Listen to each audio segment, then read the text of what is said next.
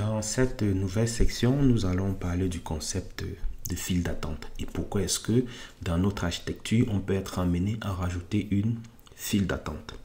Donc là, on a présenté ce schéma dans les sessions précédentes. On a expliqué pourquoi est-ce que on a introduit donc le composant Logstash, tout simplement parce que c'est ce composant qui va être en charge de ce qu'on va appeler l'enrichissement. Dans l'enrichissement, ça va être la suppression des messages inutiles, ça va être la suppression des chaînes de caractères inutiles, ça va être l'ajout d'informations dont on a besoin dans le message. Donc, c'est tous ces genres de traitements qu'on va appeler l'enrichissement.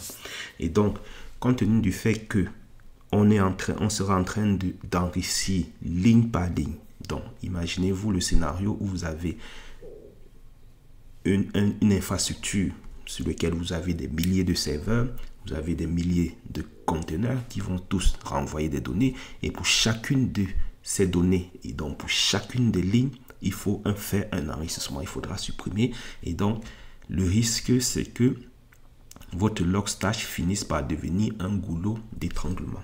Et donc, c'est pour cela que lorsque on est en entreprise sur de grosses infrastructures, en général, on va préférer mettre à ce niveau une file d'attente.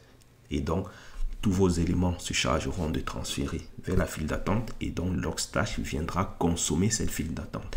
Cela comme avantage, c'est que si votre Logstash est saturé, il n'y a pas de problème. C'est plutôt les messages en attente qui vont s'accumuler. Mais au moins, vous n'allez pas disposer d'un goulot d'étranglement. Et donc, lorsque votre serveur sera moins sollicité, ça lui permettra de décharger plus rapidement aussi sa file d'attente.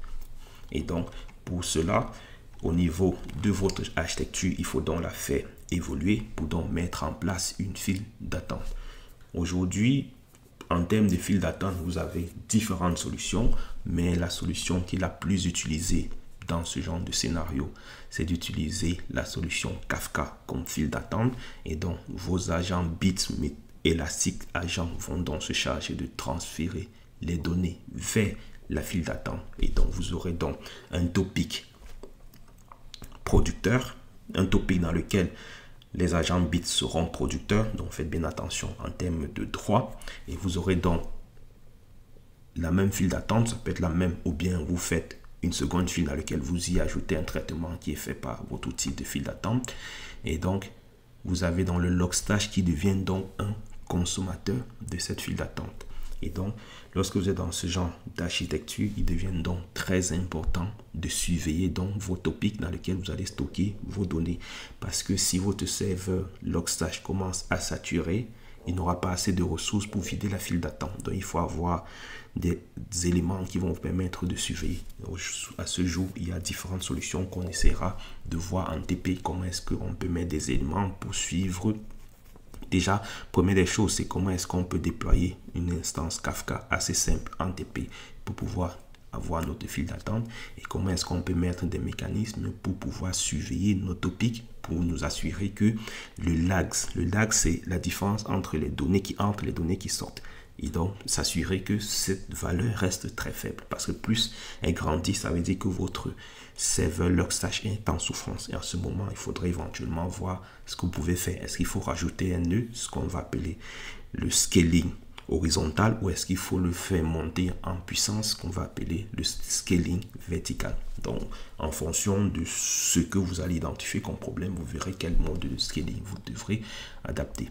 Et donc, bien évidemment, on a dit qu'on pouvait utiliser du Kafka comme file d'attente à ce niveau, mais bien évidemment, si vous êtes plutôt familiarisé avec des solutions comme RabbitMQ, vous pouvez aussi utiliser du Redis. Donc, il y a différentes solutions.